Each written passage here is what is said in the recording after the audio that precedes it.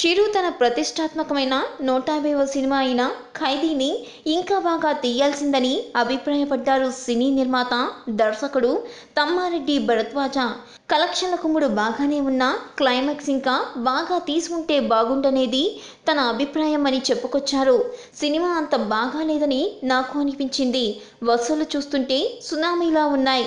మరి నేను కరెక్టో ప్రజలు కరెక్టో తెలియదు అంటూ తమ్మారెడ్డి చేసిన వ్యాఖ్యలు ఇప్పుడు కాకరేపుతున్నాయి. చిరంజీవి మిరాకిల్ చేయగలరు. ఆయన స్టామినాకు ఈ రెవెన్యూ చాలదంటూనే ఈ సినిమాను ఇంకా బాగా తీయాల్సిందని అభిప్రాయపడ్డారు తమ్మారెడ్డి. ఇదే సమయంలో బాలయ్య శాతకర్ణిని పొగడ్తలతో ముంచెత్తారు తమ్మారెడ్డి భరద్వాజ. తెలుగు సినిమాను ఒక లెవెల్కు తీసుకెళ్లిన సినిమా శాతకర్ణి అని కితాబిచ్చారు. బాలకృష్ణ సినిమాలో ఎక్కువ రెవెన్యూ చేసిన సినిమా ఇదే అవుతుందని జోస్యం చెప్పారు.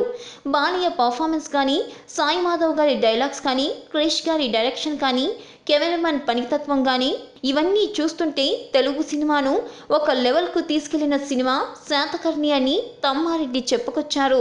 తమ్మారెడ్డి వ్యాఖ్యలపై మెగా అభిమానులు ఆగ్రహం వ్యక్తం చేస్తుండగా బాలయ్య అభిమానులు మాత్రం తెగ సంతోషపడిపోతున్నారు.